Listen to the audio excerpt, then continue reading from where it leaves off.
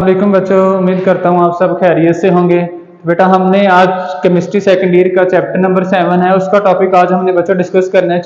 Topic बच्चों है isomerism. अब आइसोमरिज्म क्या होता है? अब आइसोमरिज्म बच्चों केमिस्ट्री का एक ऐसा फिनोमेना है जिसकी वजह से ऑर्गेनिक कंपाउंड्स की ना हमारी कुदरत में बहुत ज्यादा तादाद होती है। अब आइसोमरिज्म होता क्या चीज़ है, उसकी डेफिनेशन की तरफ बच्चों आते हैं। तो आइसोमरिज्म बेटा ऐसी चीज होती है, ऐसे मॉलिक्यूल्स जिनका जो मॉलिक्यूलर फार्मूला होता है वो सेम होता है। कौन सा फार्मूला सेम होता है? Molecular formula.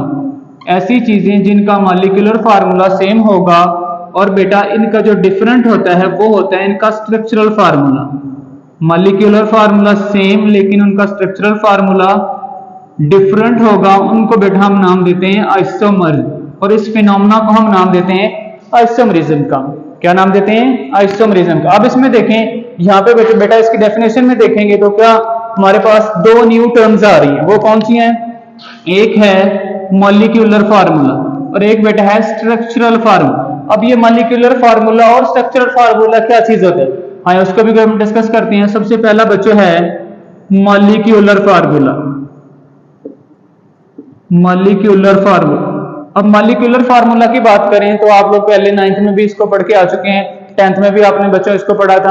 अब मॉलिक्यूलर फार्मूला क्या होता है? किसी भी कंपाउंड का या मॉलिक्यूल का ऐसा फार्मूला जो उसमें मौजूद हमें एटम्स की हकीकी तादाद को बताता है। तो चलो ऐसा फार्मूला जो किसी भी मॉलिक्यूल्स के अंदर मौजूद एटम्स की एक्चुअल नंबर को बताता है। एक्चुअल नंबर ऑफ एटम्स, एक मॉलिक्यूल्स के अंदर कितने एटम्स हैं उसकी तादाद को बताता है, उसको बेटा हम नाम देते हैं मॉलिक्यूलर फार्मूला। इसके एग्जांपल देखें। एग्जांपल बच्चों हमारे पास है C6H12O6। अब यहाँ पे देखें, ये हमें क्या बता रहा है? ये मॉलिक्यूलर फार्मूला है ग्लूकोज का। किसका फार्मूला है? ग्लूकोज का। बच्चों ये हमें बता रहा है कि इसके अंदर ग्लूकोज के एक मॉलिक्यूल के अंदर 6 कार्बन एटम्स होते हैं, 12 हाइड्रोजन एटम्स होते हैं और 6 क्या होते हैं? ऑक्सीजन एटम्स होते हैं। तो ये हमें बता रहा है, और वो फार्मूला जो उसमें मौजूद एटम्स की तादाद को बताता है उसको हम क्या कहते हैं? मॉलिक्यूलर फार्मूला कहते हैं। पहली टर्म क्लियर होगी। उसके बाद सेकंड वाली बच्चों है स्ट्रक्चरल फार्मूला। सेकंड वाला कौन सा है? Structural formula. अब स्ट्रक्चरल फार्मूला क्या होता है? स्ट्रक्चरल फार्मूला बच्चों हमें बताता है, जैसे कि नाम से जाहिर है, ये हमें क्या बताएगा? मॉलिक्यूल का स्ट्रक्चर बताता है। क्या बताता है? स्ट्रक्चर। स्ट्रक्चर को उर्दू में कहते हैं साख्त। अब साख्त क्या चीज होती है? जैसे मैंने यहाँ पे लिखा था ग्लूकोज का, जी आपके सामने मॉलिक्यूलर फार्मूला। अब इसमें देखें, इसमें 12 हाइड्रोजन है, 6 ऑक्सीजन है, 6 कार्बन है। अब इसकी स्ट्रक्चरल फार्मूला इसका क्या होगा? स्ट्रक्चरल फार्मूला क्या होगा जिसमें इसकी कार्बन की हम बताएंगे कि कार्बन हाइड्रोजन ऑक्सीजन आपस में एक दूसरे के साथ अटैच हुए हैं तो किस तरह हुए, कौन सी चीज के साथ किसका बॉन्ड है। तो जो चीज, वो फार्मूला जो उसके मॉलिक्यूल्स का स्ट्रक्चर बताता है उसको हम क्या कहते हैं? स्ट्रक्चरल फार्मूला कहते हैं। तो आइसोमरिज्म बेटा ऐसी चीजें होती हैं जिनका मॉलिक्यूलर फार्मूला सेम होता है और स्ट्रक्चरल फार्मूला क्या होता है? डिफरेंट होता है। मॉलिक्यूलर फार्मूला भी हो गया, स्ट्रक्चर। अब इसके एग्जांपल की तरफ बच्चों अगर हम बढ़े तो एग्जांपल्स में देखेंगे, तो हम इसमें एग्जांपल्स में देखेंगे कि कौन कौन से ऐसे कंपाउंड है जिनके अंदर आइसोमरिज्म वाला फिनोमेना मौजूद होता है। अब इसमें देखिए, सबसे सिंपलेस्ट जो हाइड्रोकार्बन ऑर्गेनिक कंपाउंड है मैं आपके सामने लिख रहा हूं CH4। इसको बेटा हम कहते हैं मीथेन कहते हैं।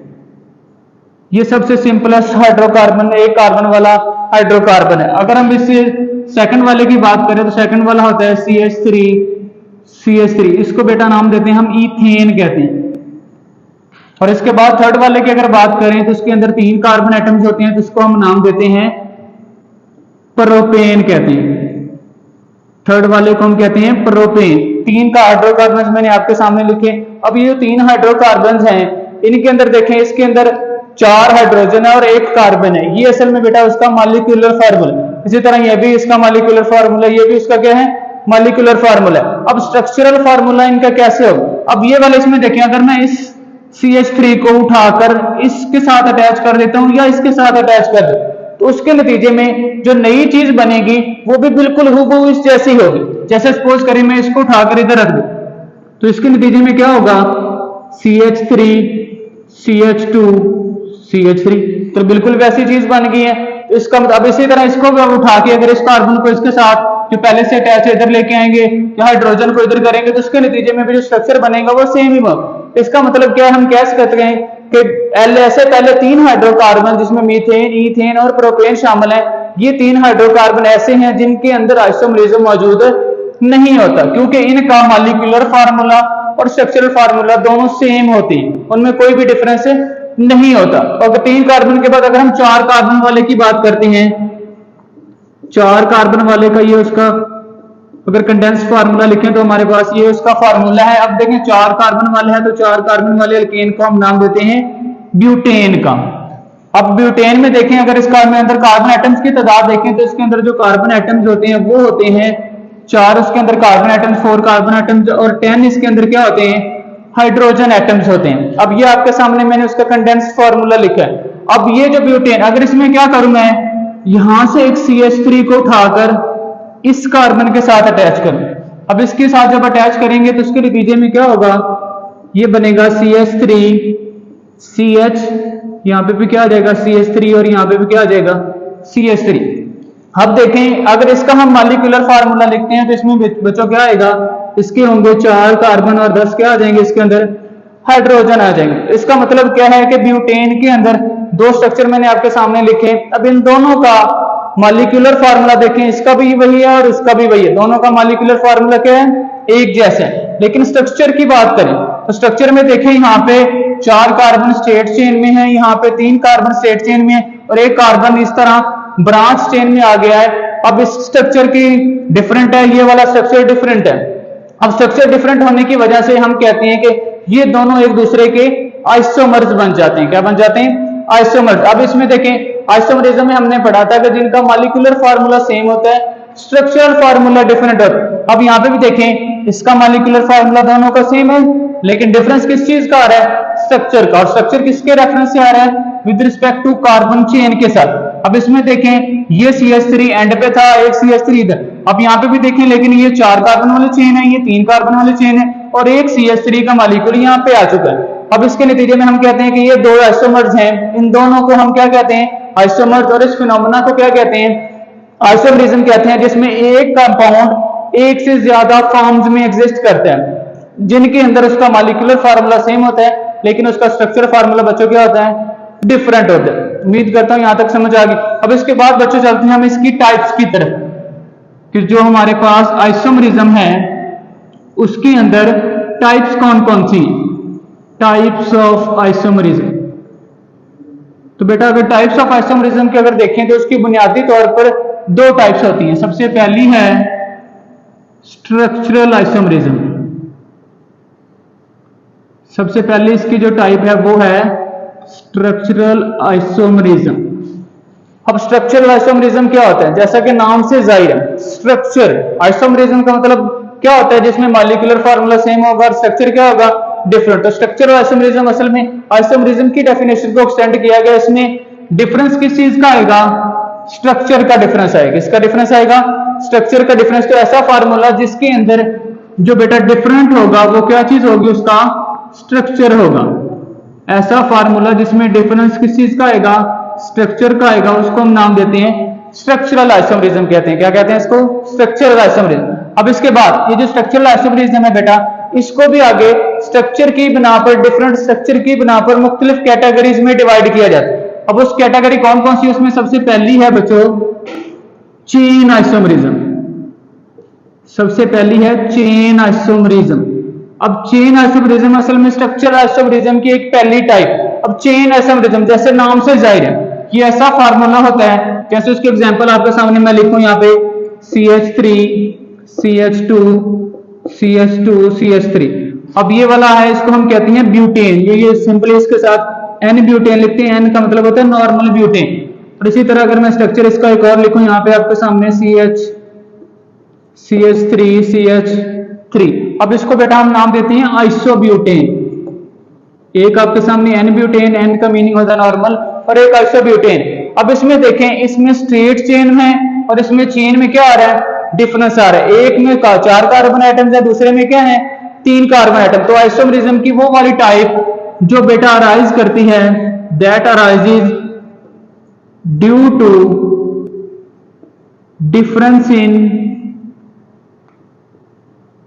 कार्बन चेन के अंदर डिफरेंस की वजह से जो आइसोमरिज्म डेवलप होता है उसको बेटा हम कहते हैं चेन आइसोमरिज्म। अब चेन की वजह से कैसे, जैसे आपके सामने मैंने 4 कार्बन एटम वाला एक ब्यूटेन नॉर्मल लिखा और एक आइसोब्यूटेन। अब नॉर्मल ब्यूटेन में 4 कार्बन है बिल्कुल सीधी लाइन में मौजूद। आइसोब्यूटेन की बात करें तो इसमें देखिए एक कार्बन एटम इसके साथ ब्रांच की शक्ल में आ गया, ये स्ट्रेट चेन है और इसके साथ ही एक ब्रांच की शक्ल में। अब दोनों का मॉलिक्यूलर फार्मूला सेम है, स्ट्रक्चरल फार्मूला डिफरेंट है, इसलिए हम इनको आइसोमर्स कहते हैं। और आइसोमर्स की अगर मखसूस कैटेगरीज देखें तो ये कौन से हैं, चेन आइसोमरिज्म। इसके बाद बच्चों सेकंड वाली कैटेगरी आती है पोजीशन आइसोमरिज्म। पहला चेन आइसोमरिज्म है, सेकंड वाली है पोजीशन आइसोमरिज्म। अब पोजीशन आइसोमरिज्म क्या होता है, ये भी जैसे नाम से जाहिर, पोजीशन का मतलब होता है लोकेशन, किसी भी चीज की मौजूदगी को बताना कि यहाँ पे मौजूद है तो हम कहते हैं उसके लिए ये उसकी पोजीशन है। अब इसके अगर एग्जांपल बेटा लिखें, एग्जांपल मैं आपके सामने लिख रहा हूँ CH3 CH2 CH2 और साथ में Cl लगा। इसी तरह एक और स्ट्रक्चर लिखें CH3 CH और यहाँ पे भी CH3 और यहाँ पे Cl है। अब इसमें देखें बच्चों, तो इसमें देखें इसमें 3 कार्बन वाली सीधी चेन है और उसके साथ ये वाला क्लोरीन अटैच है। इसी तरह यहाँ पे ये क्या है, अब ये जो क्लोरीन बेटा यहाँ पे वो है उसको हम हेलोजिन कहते हैं, वो हेलोजिन है। तो हेलोजिन किसके तौर पर यहाँ पे अटैच है, यहाँ पे वो है फंक्शनल ग्रुप के तौर पर। अब यहाँ पे क्लोरीन का फंक्शनल ग्रुप मौजूद है तो पोजीशन आइसोमरिज्म। अब पोजीशन का मतलब होता है लोकेशन। अब लोकेशन किस चीज की, लोकेशन होगी फंक्शनल ग्रुप की। तो ऐसे कंपाउंड्स जिनके अंदर फंक्शनल ग्रुप की जो अरेंजमेंट होती है, जो पोजीशन होती है वो चेंज होती है, उनको हम क्या कहते हैं, पोजीशन आइसोमरिज्म। जैसे आपके सामने मैंने एग्जांपल लिखी कि यहाँ पे क्लोरीन है, यहाँ पे देखिए एंड वाली कार्बन के साथ है, यहाँ पे सेंटर वाली कार्बन के साथ। अब क्लोरीन की पोजीशन के चेंज होने की वजह से इनका स्ट्रक्चर भी चेंज हो गया। जब स्ट्रक्चर चेंज हो गया तो हम इनको आइसोमर्स कहते हैं। अब इसके नतीजे में फंक्शनल ग्रुप की पोजीशन चेंज हुई है तो इसको बेटा हम क्या कहते हैं, पोजीशन आइसोमरिज्म कहते हैं। क्या कहते हैं, पोजीशन आइसोमरिज्म। 2 टाइप्स होगी। उसके बाद बेटा थर्ड टाइप है, सी वाली थर्ड टाइप है, थर्ड टाइप होती है functional group isomerism.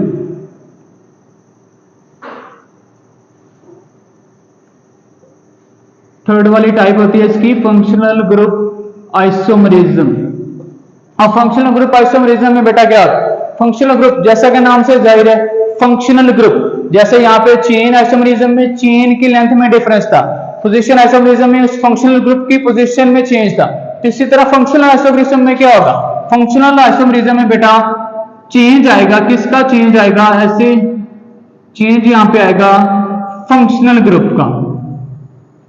Functional group change होने की वजह से जिनका मॉलिक्यूलर फार्मूला सेम होगा, स्ट्रक्चर डिफरेंट होगा, उनको हम नाम देते हैं फंक्शनल ग्रुप आइसोमरिज्म। जैसे एग्जांपल के तौर पर हमारे सामने मॉलिक्यूल है CH3 CH2OH। इसको इसमें देखें ये वाला इथाइल ग्रुप है, साथ में OH है, तो इसको हम इथाइल अल्कोहल भी कह सकते हैं या इसको आयोपेक नेमिंग में हम इसको एथेनॉल कहते हैं। एथेनॉल साथ मौजूद है और साथ में अगर मैं इसका स्ट्रक्चर लिखता हूं CH3OCH3। अब इसमें देखें दोनों तरफ मिथाइल ग्रुप मौजूद है तो इसलिए इसको बेटा एक मिथाइल, 2 मिथाइल, तो डाई मिथाइल हो जाए। और दरमियान में ईथर वाला फंक्शनल ग्रुप ये वाला मौजूद है तो इसको हम नाम देते हैं डाई मिथाइल ईथर कहते हैं। डाई मिथाइल ईथर का नाम इसके लिए इस्तेमाल किया जाता है। अब डाई मिथाइल ईथर, इन दोनों का अगर हम देखें तो आपको अगर इन दोनों का मॉलिक्यूलर फार्मूला लिखें इथेनॉल का, तो हमारे पास कितने कार्बन हैं, 2 इसके अंदर कार्बन एटम्स हैं। हाइड्रोजन एटम्स की तादाद देखें तो 3, 2, 5 और 1 6 हाइड्रोजन एटम्स हैं और एक इसके अंदर ऑक्सीजन है। इसी तरह डाइमिथाइल ईथर की बात करें तो उसके अंदर देखेंगे तो उसके अंदर आपको नजर आ रहे हैं 2 कार्बन एटम्स, 6 हाइड्रोजन, 3 और 3 6 और एक क्या है, ऑक्सीजन है। इसका मतलब ये दोनों का मॉलिक्यूलर फार्मूला सेम है बच्चों, लेकिन इसके स्ट्रक्चर में क्या आ रहा है, डिफरेंट आ रहा है। अब डिफरेंस किस चीज की वजह से आ रहा है, डिफरेंस आ रहा है फंक्शनल ग्रुप में डिफरेंस की वजह से। तो फंक्शनल ग्रुप यहाँ पे अल्कोहल वाला है, यहाँ पे बच्चों ये फंक्शनल ग्रुप है और यहाँ पे ये ईथर वाला फंक्शनल ग्रुप है। तो फंक्शनल ग्रुप डिफरेंट होने की वजह से जो टाइप आइसोमरिज्म की बनती है, स्ट्रक्चरल आइसोमरिज्म की, उसको बेटा हम नाम देते हैं फंक्शनल ग्रुप आइसोमरिज्म। क्या कहते हैं, क्या कहते हैं इसको, फंक्शनल ग्रुप आइसोमरिज्म। कितनी कैटेगरीज होगी बेटा, तीन कैटेगरी। अब यहां तक बच्चों देखें, यहां तक इसकी टाइप्स में देखेंगे तो उसकी जो नाम लिखा हुआ है उसके अंदर ही असल में उसकी पहचान हो रही है। चेन में चेन लेंथ डिफरेंस, पोजीशन में पोजीशन डिफरेंस, फंक्शनल ग्रुप की पोजीशन डिफरेंट होती है, फंक्शनल ग्रुप आइसोमरिज्म में फंक्शनल ग्रुप डिफरेंट होगा। तो अब नाम से हम उसकी टाइप को, उसकी डेफिनेशन को बना सकते हैं। अब इसके बाद वाले जो बेटा कैटेगरीज हैं उनको हम नाम से उसके नहीं पता चलेगा कि ये कौन सी टाइप, वो कौन सी होती है सी के बाद। उसके बाद बेटा डी में आते हैं मेटामरिज्म। नेक्स्ट उसकी कैटेगरी स्ट्रक्चरल ग्रुप की जो कैटेगरी है वो है मेटामरिज्म। अब मेटामरिज्म क्या होता है? अब मेटामरिज्म क्या होता है, इसकी एग्जांपल से आपको फर्दर मजीद समझ आएगी। जैसे यहां पे है CH3 CH2 C double bond और साथ में मैं यहां पे लिख देता हूं CH3। इसी तरह अगर एक मैं और स्ट्रक्चर बनाऊं यहां पे बच्चों CH3 C double bond O CH2 CH3, ये आपके सामने इसी तरह एक और स्ट्रक्चर बनाया जाए इसकी दो टाइप्स के साथ, एग्जांपल के साथ CH3 CH2 CH2 और साथ में क्या आ जाएगा O CH3। इसी तरह इसको हम लिख सकते हैं CH3 CH2O CH2 CH3। अब ये आपके सामने बच्चों मैंने दो स्ट्रक्चर्स लिखे हैं। इसमें सबसे पहले वाले जो है इसमें जो फंक्शनल ग्रुप है वो ये वाला है, इसको हम नाम देते हैं कीटोन का फंक्शनल ग्रुप। वैसे C डबल बॉन्ड O वाले को कार्बोनाइल कहते हैं क्योंकि दोनों तरफ इधर भी अल्काइल है इधर भी, इसीलिए हम इसको कीटोन कहते हैं। अगर इसकी बात करें तो इसमें ये ईथर वाला फंक्शनल ग्रुप मौजूद है दोनों एग्जांपल्स के अंदर। अब इन दोनों के अंदर आप बेटा आप देखें तो आपको एक चीज का डिफरेंस नजर आ रहा है, वो क्या है? इस फंक्शनल ग्रुप के एक साइड पे दो कार्बन एटम्स हैं और दूसरी साइड पे सिर्फ एक कार्बन एटम। इसी तरह इसके फंक्शनल ग्रुप के एक साइड पे एक एटम है दूसरी तरफ दो है। इसी तरह यहाँ पे देख फंक्शनल ग्रुप के एक तरफ तीन कार्बन एटम्स है दूसरी तरफ एक है, दूसरी तरफ देखेंगे तो इन दोनों की तरफ कितने कितने कार्बन एटम्स है? दो कार्बन एटम्स है। तो मेटामरिज्म क्या होता है? अब ये दोनों आपस में एक दूसरे के मेटामर्स होते हैं। तो मेटामरिज्म बेटा ऐसी टाइप है आइसोमरिज्म की जिसमें क्या होती है, फंक्शनल ग्रुप के इर्द गिर्द कार्बन एटम्स की डिस्ट्रीब्यूशन डिफरेंट होती है, मतलब उनकी अरेंजमेंट डिफरेंट होगी, उनकी तादाद डिफरेंट होती है। यूं कह सकते हैं कि फंक्शनल ग्रुप के इर्द गिर्द कार्बन एटम्स की तादाद डिफरेंट होती है लेकिन उनका मॉलिक्यूलर फार्मूला क्या रहता है? सेम रहता है। तो ऐसा को हम क्या कहते हैं? मेटामरिज्म। अब इसमें डिफरेंस किस चीज का आता है बच्चों? इसमें डिफरेंस आता है डिस्ट्रीब्यूशन का। अब डिस्ट्रीब्यूशन किसकी डिस्ट्रीब्यूशन का? डिस्ट्रीब्यूशन होती है बेटा कार्बन एटम्स की। कार्बन एटम्स की डिस्ट्रीब्यूशन का डिफरेंस आता है फंक्शनल ग्रुप की दोनों साइडों की। तो ऐसे आइसोमरिज्म को हम नाम देते हैं मेटामरिज्म कहते हैं। इसकी एग्जांपल मैंने आपके सामने एक कीटोन वाली और एक ईथर वाली, तो इनमें से कोई भी आप कर सकते हैं। उसके बाद बेटा इसकी लास्ट कैटेगरी है वो है टॉटोमरिज्म। लास्ट वाली जो इसकी टाइप है आइसोमरिज्म की वो है टॉटोमरिज्म। अब टॉटोमरिज्म क्या होता है? अब टॉटोमरिज्म बच्चों याद रखना है, ये पेपर के लिहाज से भी बहुत इंपॉर्टेंट शॉर्ट क्वेश्चन है और एमकेट के पेपर के लिहाज से भी बहुत इंपॉर्टेंट है। इसमें काफी इंपॉर्टेंट चीजें इसमें से पेपर में आ जाती है और ये एमकेट में एक यहाँ पे भी इंपॉर्टेंट टॉपिक है। जब आप चैप्टर नंबर कार्बोक्सिलिक एसिड वाला पढ़ेंगे तो वहां पे अमीनो एसिड वाले टॉपिक दिया क्योंकि उसका एक छोटा सा पार्ट है और उस टॉपिक में से एमकेट के पेपर में 2 या 3 एमसीक्यूज लाजमी तौर पर आते हैं, तो इसलिए आपने इसको अच्छी तरह से बिल्कुल आसान से। अब इसके सामने ये बेटा होता है अमीनो एसिड का फार्मूला है, ये आपके सामने मैंने अमीनो एसिड का फार्मूला लिखा है। अब इसमें देखिए इसको हम अमीनो एसिड कहते हैं जो हमारी प्रोटीन बनाने के लिए सबसे इंपॉर्टेंट काम है, इससे ऐसे अमीनो एसिड मिलते हैं तो प्रोटीन बनता। अब इसको अमीनो एसिड कहते हैं। अब इसमें देखें ये वाला जो ग्रुप है ये प्ले रोल करता है एसिड वाला और ये वाला इसको हम नाम देते हैं अमीनो ग्रुप। और जो अमीनो ग्रुप बच्चों होता है वो होता है बेसिक इन नेचर, मतलब ये बेसिक बिहेवियर इसके अंदर हो। अब एक एसिडिक ग्रुप है एक बेसिक ग्रुप है, इसी वजह से हम इसको पूरे कंपाउंड को इसको हम नाम देते हैं अमीनो एसिड के। जो टॉटोमरिज्म है ये होता है बच्चों अमीनो एसिड के अंदर। अब देखें यहाँ पे एक एसिड पार्ट है और एक बेस पार्ट। अब आप लोगों ने 10th में चैप्टर नंबर 2 में पढ़ा होगा कि जो एसिड होते हैं उनकी टेंडेंसी होती है, उनके पास ये सलाहियत होती है वो दूसरों को हाइड्रोजन दे देती है और बेस की सलाहियत होती है वो हाइड्रोजन को क्या कर लेती है? एक्सेप्ट कर लेती है। तो यहाँ पे बिल्कुल वैसे ही अमल होता है। ये वाला जो हाइड्रोजन है क्योंकि ये एसिडिक पार्ट है तो ये हाइड्रोजन दे देगा और ये अमीनो ग्रुप जो बेसिक पार्ट है ये हाइड्रोजन को क्या कर लेगा? एक्सेप्ट कर लेगा। तो इनके एक्सेप्टेंस की वजह से बेटा जो स्ट्रक्चर बनेगा उसको हम यहाँ पे इस तरह रिप्रेजेंट आर सी, ये वैसे के वैसे उसके साथ रहेंगे। यहाँ पे हाइड्रोजन है, यहाँ पे COO नेगेटिव और नीचे आ जाएगा NH3 पॉजिटिव, इसके ऊपर पॉजिटिव चार्ज आएगा, उसके ऊपर नेगेटिव चार्ज आएगा। अब ये वाला जो स्ट्रक्चर है, असल में इंपॉर्टेंट सबसे चीज ये है, ये वाला जो स्ट्रक्चर है, ये काफी दफा पेपर्स में शॉर्ट क्वेश्चन के तौर पर स्ट्रक्चर भी पूछ लेते हैं या इसकी डेफिनेशन भी पूछ। अब इस स्ट्रक्चर के लिए बेटा 3 नाम इस्तेमाल किए जाते हैं। एक इसको कहते हैं ज्विट्राइन, सेकंड बेटा इसको कहा जाता है डाइपोलर आयन, और थर्ड इसके लिए वर्ड यूज करते हैं, इसको हम नाम देते हैं इंटरनल साल्ट का। ये 3 डिफरेंट नाम होने की वजह से इसकी इंपॉर्टेंस भी बढ़ जाती है और एमकेट के पेपर में ये काफी दफा पेपर में क्वेश्चंस भी आ जाता है। तो यहां तक बेटा हमारी types of isomerism, structural isomerism की टाइप्स मुकम्मल है। उम्मीद करता हूं आपको समझ आई होगी।